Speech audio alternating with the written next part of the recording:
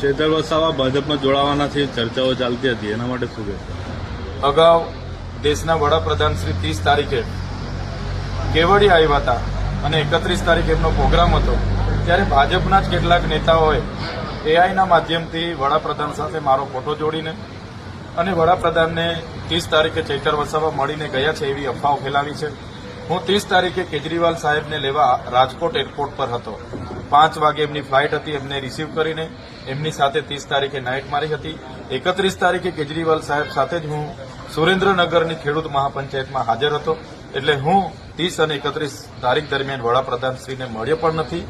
અને એ લોકોએ બીજી એક હવા એવી ફેલાવે છે કે 15 તારીખે વડાપ્રધાનશ્રીના હસ્તે ચૈતરભાઈ વસાવા ભાજપમાં પ્રવેશ કરવાના છે અને બધા લોકો હાજર રહેજો, એ પ્રકારે ડેડિયાપાડા સાગબારામાં એ લોકો એવો પ્રચાર કરે છે. ત્યારે આ બધી હવાઓ છે.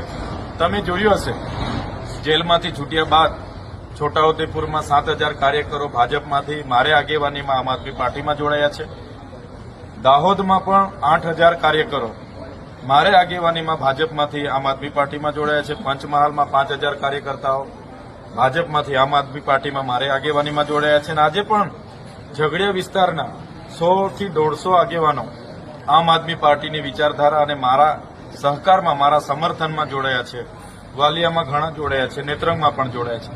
તો મારી આગેવાનીમાં આમ આદમી પાર્ટીને કઈ રીતના મજબૂતી મળે અને એમાં રહીને આવનારી તાલુકા પંચાયતો, જિલ્લા પંચાયતો અને વિધાનસભાના સારા માણસો લડે, એ દિશામાં અમે આગળ વધી રહ્યા છીએ.